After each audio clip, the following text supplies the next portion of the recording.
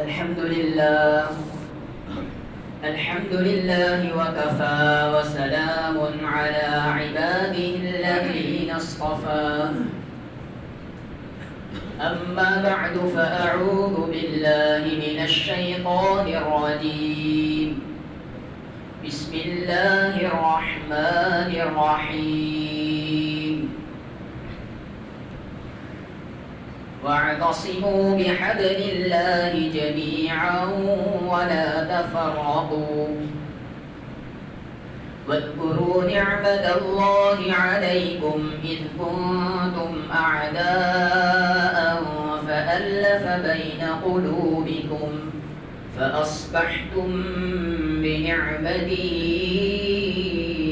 إخوانا صدق الله العظيم. اللهم صل على سيدنا محمد وعلى آل سيدنا محمد وبارك وسلم. برادران اسلام، بزرگان اعظام،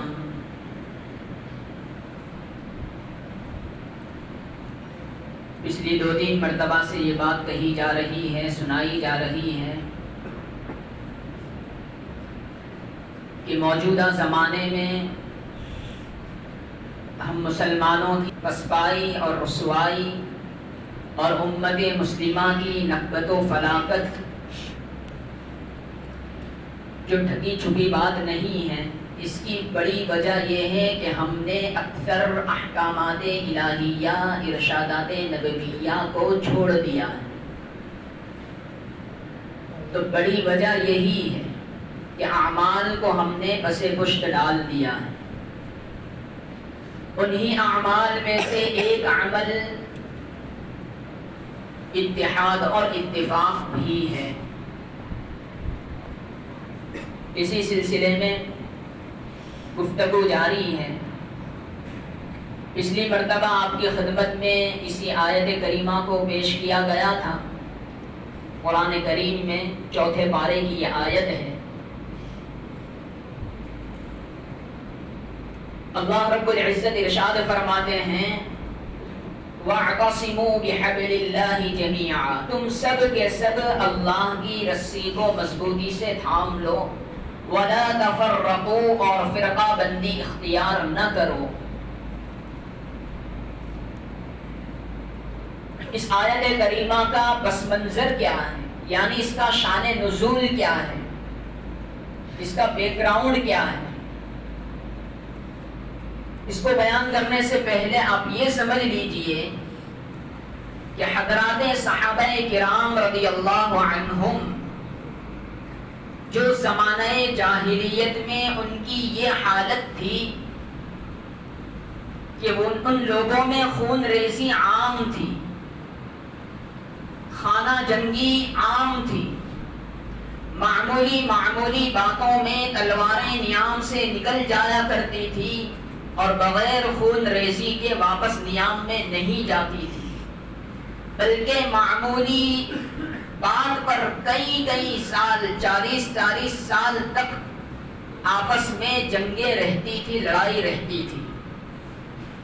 تو یہ ان کی حالت تھی زمانہ جاہلیت میں. زمانہ جاہلیت یعنی نبی علیہ الصلوۃ والسلام کی نبوت کے ظہور سے پہلے، قرآن کریم کے نزول سے پہلے، گویا ایک تعلیم سے ناآشنا زمانہ تھا. اسی کو کہتے ہیں زمانہ جاہلیت. تو زمانہ جاہلیت میں حضرات صحابہ کرام رضی اللہ عنہم کی حالت ایسی تھی کہ معمولی باتوں میں خون ریزی ہو جاتی تھی، حالانکہ ان کے اندر آپس میں 5 چیزوں میں اتحاد تھا. 5 چیزوں میں ان میں آپس میں وحدت تھی. 5 چیزوں میں وہ گویا آپس میں ایک جیسے تھے، لیکن پھر بھی یہ خانہ جنگی ان کے اندر تھی. اس کی کیا وجہ ہے؟ اس کی وجہ یہ ہے کہ ان میں 2 چیزیں نہیں تھی. گویا 5 چیزیں ایسی تھی جو آپس میں ان کو خوشحال زندگی مہیا کر سکتی تھی، لیکن پھر بھی ان 5 چیزوں پر یہ دو چیزیں غالب آ گئی اور ان چیزوں کو نیچے کر دیا۔ کیا 5 چیزیں تھیں؟ حضرات صحابہ کرام رضی اللہ عنہم کی زندگی سے بھی ہمیں بہت سارے اسباق ملتے ہیں۔ جس طرح نبی علیہ السلام ہمارے لیے آئیڈیل اور نمونہ ہیں، تو حضرات صحابہ کرام رضی اللہ عنہم بھی جو نبی علیہ السلام کے پروردہ ہیں، ان کے تعلیم یافتہ ہیں، ان کی صحبت اٹھائی ہوئی ہے، تو وہ بھی ہمارے لیے ایک مشعل راہ ہے، ہمارے رہنما ہیں۔ تو صحابہ کرام رضی اللہ عنہم میں زمانہ جاہلیت میں 5 چیزیں ایک جیسی تھی۔ ان میں سب سے پہلی چیز تھی، ان میں نسلی اتحاد تھا۔ نسلی یعنی ان کا جو خاندان تھا وہ خاندان کے اعتبار سے سب کے سب ایک نسل کے تھے۔ حضرت اسماعیل علیہ السلام جو حضرت ابراہیم علیہ السلام کے بیٹے ہیں، ان کی نسل سے پورے عرب والے تھے۔ تو نسلی اعتبار سے سب کے سب حضرت اسماعیل علیہ السلام کی اولاد میں سے تھے۔ دوسری چیز جو ان میں آپس میں متحد تھی وہ لسانی وحدت تھی، یعنی زبان اور بھاشا کے اعتبار سے سب کے سب عربی بولتے تھے۔ تیسری چیز جس میں اتحاد تھا وہ جغرافیائی اعتبار سے تھا، بھوگولک اعتبار سے تھا، کہ ان تمام اہل عرب کا جو خطہ تھا وہ جزیرۃ العرب تھا، جس میں آج تو کئی ٹکڑے ہو چکے ہیں، لیکن وہ پورا خطہ تھا جزیرۃ العرب کے نام سے، حجاز مقدس، حجاز۔ تو وہ ایک علاقہ تھا، وہی ان کا ٹھکانہ تھا، وہیں کے وہ واسی تھے، رہواسی تھے۔ 3 چیزیں۔ چوتھی چیز کیا تھی؟ تمدنی اعتبار سے، سنسکرتک اعتبار سے وہ لوگ صحرا نشین تھے، ونواسی کہے جاتے تھے، سمجھے جاتے تھے، ونواسی یعنی بہت زیادہ تہذیب و تمدن میں آگے نہیں تھے۔ اور 5ویں چیز جس میں اتحاد تھا وہ مذہبی وحدت تھی، کہ مذہب کے اعتبار سے تمام کے تمام اہل عرب بت پرست تھے۔ جو یہودی اور عیسائی تھے وہ تو آئے ہوئے تھے، البتہ جو اہل عرب ہے، خاص طور سے حضرت اسماعیل علیہ السلام کی اولاد، وہ سب کے سب بت پرست تھے۔ آپ نے سن رکھا ہوگا کعبے میں 360 بت رکھے ہوئے تھے، اور ہر بت اس کا فیصلہ الگ الگ تھا۔ کوئی کسی بارش کا بت تھا، کوئی روزی کا بت تھا، کوئی فلاں وغیرہ وغیرہ۔ تو 5 چیزیں تھی جس میں آپس میں اتحاد تھا، نسلی اعتبار سے، وطنی اعتبار سے، اور لسانی اعتبار سے، تمدنی اعتبار سے اور مذہبی اعتبار سے سب کے سب ایک جیسے تھے، لیکن 2 چیزیں ان میں نہیں تھی۔ یہ 5 چیزیں میں نے اس لیے آپ کے سامنے پیش کی کہ یہ 5 چیزوں میں آج کل بہت زیادہ متحد ہونے کی بات کی جاتی ہے، لیکن یہ کوئی قابل فخر چیز نہیں ہے ان 5 چیزوں میں متحد ہونا، اس لیے کہ اگر ان میں سے کئی چیزوں میں بھی آپ متحد ہو جائیں پھر بھی وہ حقیقی اتحاد نہیں ہوگا، آپس میں خانہ جنگی رہے گی اور رہے گی، جب تک کہ وہ 2 چیزیں نہ آ جائیں۔ کیا ہے 2 چیزیں جو حضرت نبی علیہ السلام نے ان اہل عرب کے سامنے پیش کی؟ سب سے پہلی چیز تعدد الہ کا نظریہ جو تھا، ان کے درمیان بہت سارے بت پرستی، ان کو ختم کیا اور ایک اللہ کی وحدت کی دعوت دی، ایک اللہ کی پرستش کی، ایک اللہ کی عبادت کی انہیں دعوت دی، اور تمام جو بت الگ الگ قسم کے تھے ان سے ان کو بچایا، جس کے نتیجے میں اہل عرب آپس میں متحد ہو گئے۔ اور یہ بات بالکل ظاہر و باہر ہے کہ بہت سارے انسان ان کے سب کے الگ الگ بھگوان ہو، معبود ہو، اللہ ہو، اللہ تو خیر نہیں کہیں گے، بھگوان ہی کہتے ہیں، اللہ تو ایک ہی ہے، الہی الہ۔ بہرحال تو بہت سارے لوگوں کے بہت زیادہ معبود ہو تو ان میں کبھی بھی اتحاد نہیں ہو سکتا۔ آج کل ہم اپنے اس ملک کے حالات کو دیکھ لیں کہ بہت ساری قومیں آباد ہیں، بہت سارے مذاہب ہیں اور بہت سارے بھگوانوں کی، معبودوں کی پوجا کی جاتی ہے، لیکن کبھی ذرا سا ایک اشارہ ملتا ہے، کوئی ایک بہانہ ملتا ہے کہ آپس میں خانہ جنگی ہو جاتی ہے۔ کیوں؟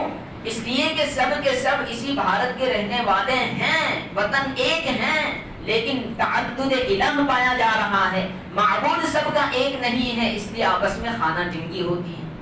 بہرحال تو ایک تو یہ نظریہ کاٹا اللہ کے نبی علیہ السلام نے اپنے پیغام محبت، کیا ہے پیغام محبت؟ دین اسلام۔